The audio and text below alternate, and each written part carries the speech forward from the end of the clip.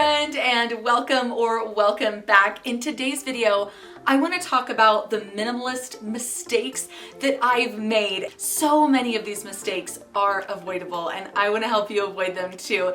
Thank you for being here. If this video is helpful, please subscribe and let's hop right in. I decided I wanted to take this journey to a more simplified and minimized life, and I started decluttering like a mad woman. I decluttered so much in the first couple of months, and I actually burned myself out. I regret how quickly I decluttered. I should have paced myself, because what happened is I had to end up taking a really long break just to recover from that fatigue, that decision fatigue. It was so hard. So I decluttered about 70% of our stuff in the first 4 months, and it was too much. I should have slowed down. So I definitely recommend consistency, but intensity is not as important, and it can actually backfire on you if you did it like I did, which is just several hours a week of decluttering. It was madness. I have always felt like I don't need to take before and after pictures because I have this YouTube channel and I can go back and look at footage again and remember what things used to look like, but I actually wish I had taken more photos. And it's just because I am constantly in my camera roll, and it's good to have those reminders often of how far you've come. So I wish I'd taken more before and after photos, and more than anything, I say the before photo is valuable because you're living in the after, but the before is such a good reminder, especially if you're feeling like you haven't come very far, you haven't decluttered very much. So take before pictures for sure, and then after pictures are obviously always a bonus. Okay, do you want to know what my number one regret is in my whole minimalist journey? That is not doing it sooner. There was a point in my life where I remember just being in tears because of the overwhelm of my home. I had so much stuff. I had these little kids, and it was so much stress for me. All my stuff caused me so much stress, and I remember just being filled with tears and filled with anxiety, and I remember thinking, what if I bagged all this stuff up and got rid of it? And then I thought, oh my gosh, nobody does that. Who would do that? That's insane. And I didn't realize that you could actually get rid of your own stuff. Like, you can do that. Oh my goodness. Okay, so this next one is keeping too much storage. And I have been guilty of this like up until today. This is something I still struggle with. There are things that I worry about getting rid of, especially sentimental items, and I'm very attached to baby clothes. So there are things in my storage that I know I could get rid of. I could go through and really slash that storage area, cut it down, but I'm so nervous to do it. So I realize, like, I'm understanding of myself, of where I'm coming from, but at the same time, like, I've held on to so much storage for so long. I have been chipping away at it recently, but for a long time I didn't really touch it because I knew it was in there. I knew it was baby clothes, I knew it was sentimental items and children's books, which I love, and I just thought, I'm not ready. I can't do this.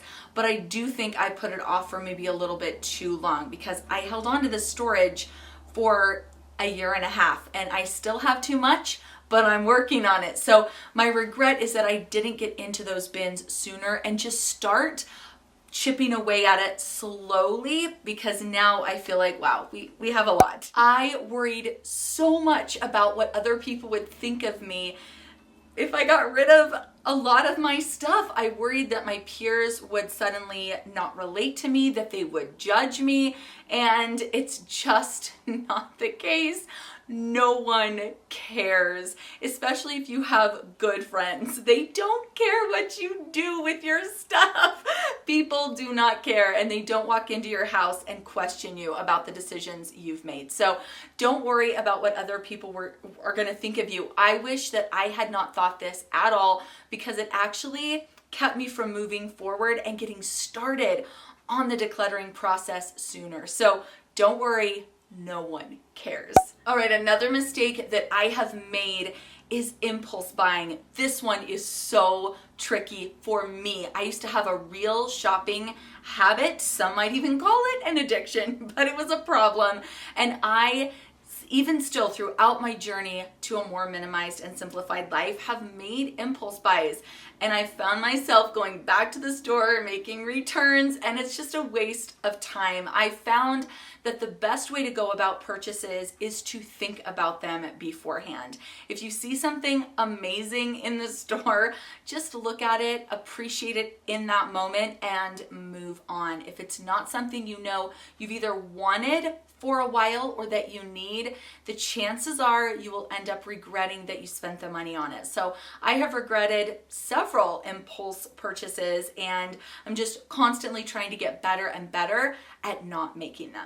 Another mistake I've made is holding on to way too many kids' clothes, especially for my daughter. Let me know if you relate to this, but I think children's clothes are so cute.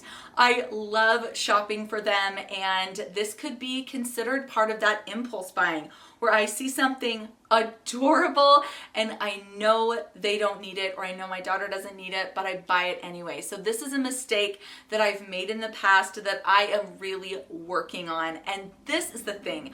Minimalism and simplified living, or more simplified living, is an absolute journey, not so much like a goal, a destination. You continue to work and improve. But this is something that I am currently working on, is not bringing in so many clothing items for my kids. It just creates more laundry, more of a mess, and too many options is overwhelming. Not only for your kids, but I have been overwhelmed also. So that's a mistake I've made. It's just bringing in too much clothing.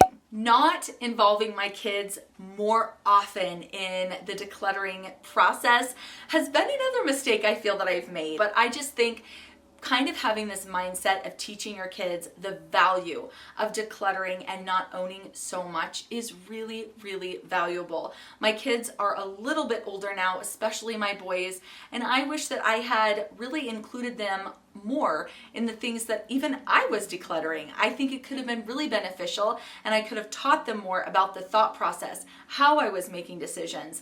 They've done a lot of decluttering of their own stuff on their own, but I didn't really give them a ton of help or instruction where I feel like that could have been kind of valuable. So I wish I had taught my kids these lessons a little bit earlier. It's never too late. I can start today, but I think that would have been nice when I was doing the bulk of my decluttering.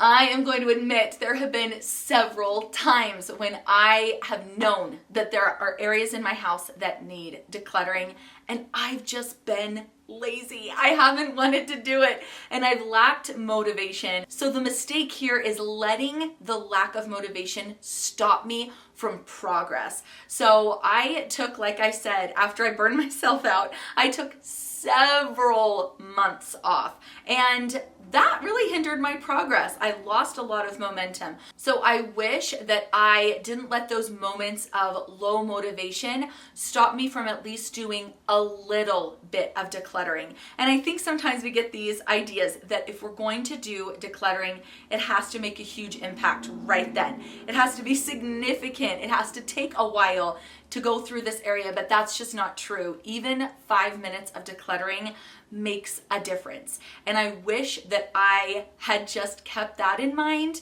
and used that as a mantra. 5 minutes makes all the difference to help me continue forward and not get into this laziness or out of the habit or lose momentum. So I have not been great with thrifting items, and I feel like I could do better. And this is something that I've tried to do more moving forward, but I think thrifting comes along with this mindfulness of simplifying, living with less, living with the things you only love, only the things you need. It's just like this whole mindfulness concept, and I think consuming more wisely goes right along with that. So something that I regret is just not thrifting more, and I have tried to do it more this summer even, and I have found some absolute gems. But don't let the thrift store convince you that you need to impulse buy because that can be another little problem.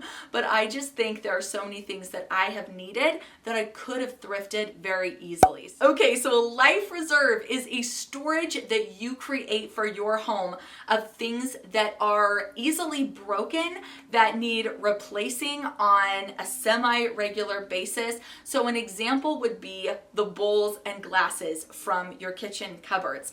I like to only have 2 items per person in the family, but there have been some broken dishes in my house and I have gotten rid of those dishes before and I'm like, okay, now what? So if I had just set them aside in my life reserve, I could have just pulled them back out.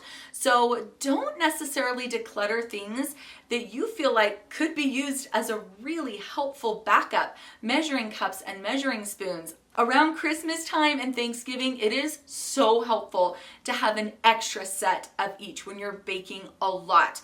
But I don't need to keep them in my kitchen year round just for that time. So have a life reserve. That's a mistake you can definitely avoid. I have gotten into my life reserve a few times and been really, really glad for the things I have held on to. What mistakes have you made in your journey to a little more simplified or minimized life? Let's chat in the comments. Again, thank you for being here. Don't forget to subscribe on your way out, and I'll see you soon. Bye.